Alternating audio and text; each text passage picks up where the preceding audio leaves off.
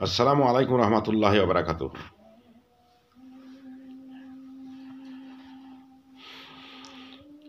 বাংলাদেশ এমনি তো একটা অশনি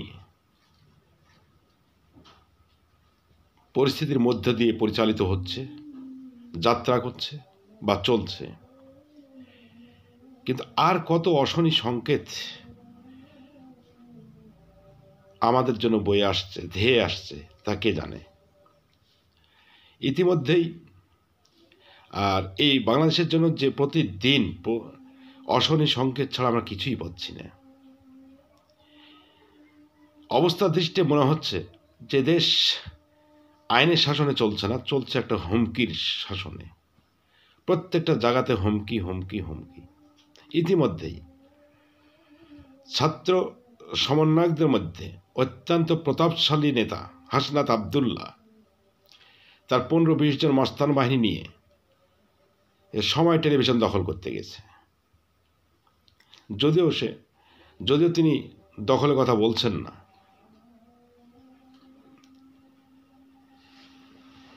কিন্তু তিনি গিয়ে যে হুমকিটা দিয়েছেন যে এই টেলিভিশনের অমুক অমুক অমুক অমুক সাংবাদিক 15-20 জনকে যদি পদচ্যুত করা না হয় তাহলে সময় টেলিভিশনের জন্য খারাপ কিছু অপেক্ষা করছে। তার চাপের মুখে তবু 5 জন সাংবাদিককে এই টেলিভিশন পদচ্যুত করেছে। তাহলে কতটা মিডিয়া সেন্টারগুলো অসহায় হয়ে গেছে। ঠিক এটা নিয়ে যখন অনেক কথাবার্তা শুরু হয়ে গেল, তখন আরেক সাংবাদিক যিনি অত্যন্ত একটা জনপ্রিয় মিডিয়া সেন্টারে কাজ করেছে এবং বর্তমানে ডক্টর মোহাম্মদ ইউনূসের প্রেস সেক্রেটারি হিসেবে কাজ করছে শফিউল আলম, জনাব শফিউল আলম। তিনি অত্যন্ত জনপ্রিয় একটা মিডিয়া সেন্টার AFP-তে কাজ করেছে।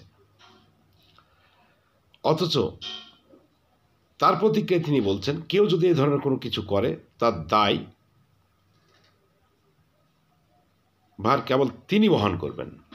এ ধরনের কথাবার্তা তো অনেক আগেই আমরা শুনে আসছি, অনেক আগে থেকেই শুনি, এবং এই কথাগুলো বলেই তার দায়টা এড়িয়ে যায়।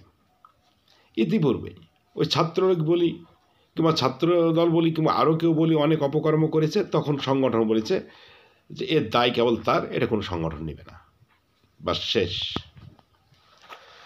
তাহলে এই যে হুমকি দ্বারা শাসন কিংবা ত্রাস চলছে, তাহলে ফ্যাসিবাদ আমরা কাকে বলি? এর আগে আওয়ামী লীগের বিরুদ্ধে যে কথা ছিল, গণতন্ত্র হত্যা, বাক স্বাধীনতা, তারপর হুমকি প্রদর্শন কিংবা খুন গুম, এর দায়ে শেখ হাসিনা সরকার ফ্যাসিবাদী সরকার হলো, অথবা শেখ হাসিনা ফ্যাসিবাদ হয়ে গেল। এর কোনটা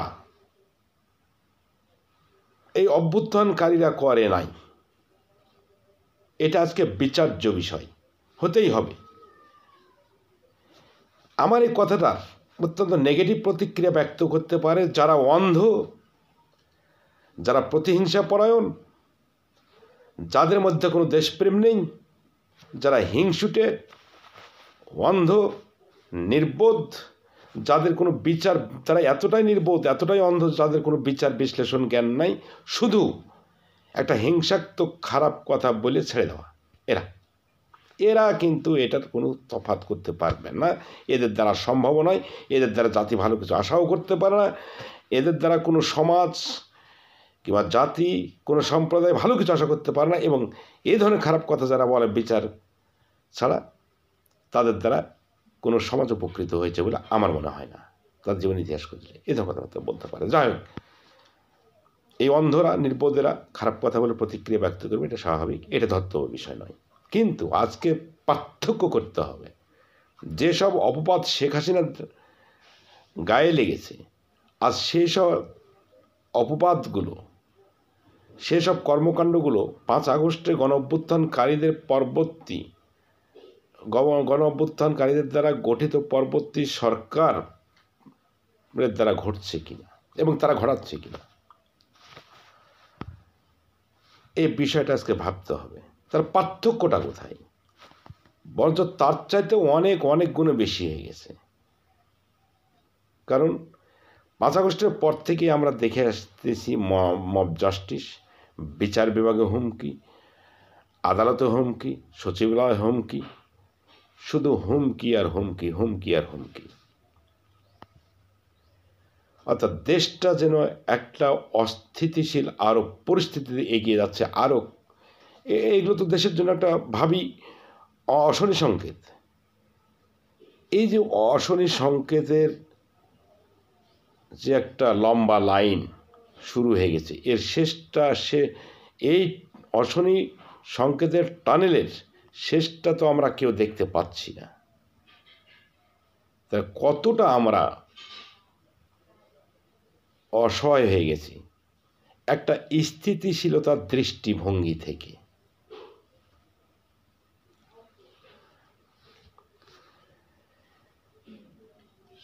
কাজেই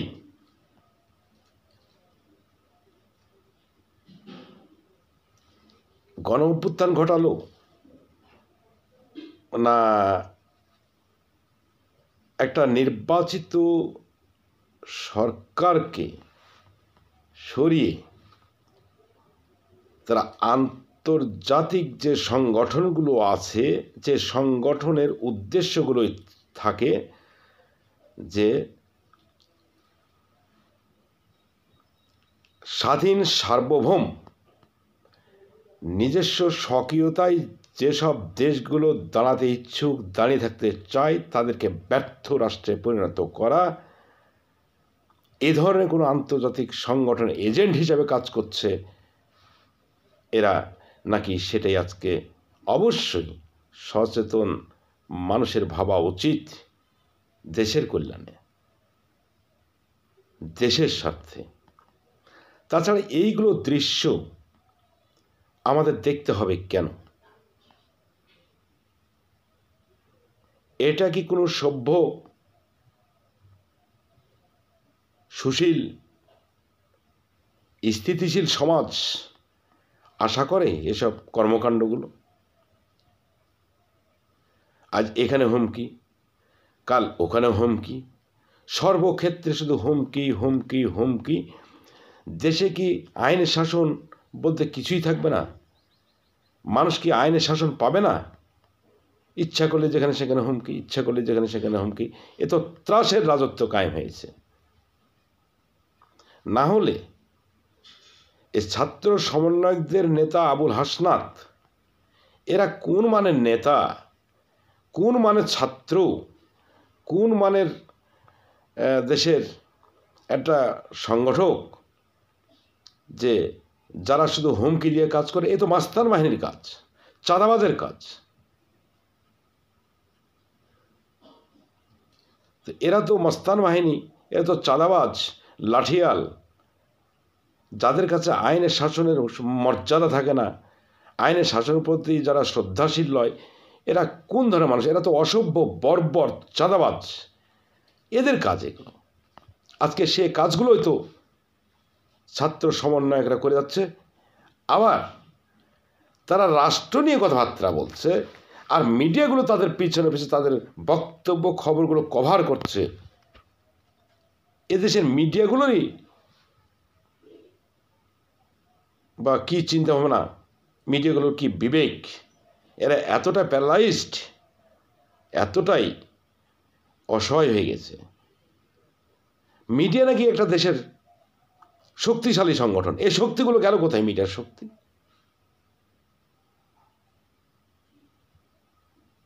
আজ এটা জাতির কাছে প্রশ্ন। কাজেই এই বর্বরতা থেকে বাঁচতে গেলে, এই চাঁদাবাজি থেকে বাঁচতে গেলে, এই হুমকি থেকে বাঁচতে গেলে, কিংবা এই মব জাস্টিস, বিচার বহির্ভূত হত্যাকাণ্ড, এগুলো থেকে বাঁচতে হলে আজকে রাষ্ট্রের কল্যাণে যারা কাজ করছে কিংবা করে, এ ধরনের রাষ্ট্রীয় অর্গান অথবা সরকারি বেসরকারি যেগুলো সংগঠন আছে, তাদের কাছকে ঐক্যবদ্ধ হয়ে একই সুরে এই সব কর্মকাণ্ডের বিরুদ্ধে প্রতিবাদমুখর হতে হবে, নইলে এর দায়বদ্ধতা সকলের। আজকে মিডিয়াগুলো অবশ্যই মিডিয়াগুলোকে বলতে হবে এরা জাতির দর্পণ, ভালো মন্দ সব কিছুই এদের উপস্থাপন করা দরকার। কাজেই মিডিয়াগুলো জানি না কোন পরিস্থিতিতে শুধু একটা পার্শিয়াল সংবাদ পরিবেশন করে যাচ্ছে। তবে আলামত দেখা যাচ্ছে ইনশাআল্লাহ যে মিডিয়াগুলো আস্তে আস্তে আস্তে আস্তে ফুঁপে উঠছে। মিডিয়াগুলো কাজে সঠিক সংবাদ পরিবেশন করুক, তাতে যত বড়ই ঝুঁকি আসুক না কেন, এই ঝুঁকিকে নিয়ে সঠিক সংবাদগুলো পরিবেশন করবে। এটা আশা করি গিয়ে মিডিয়াগুলো তাদের আদর্শকে ধরে রাখবে, প্রতিষ্ঠিত করবে।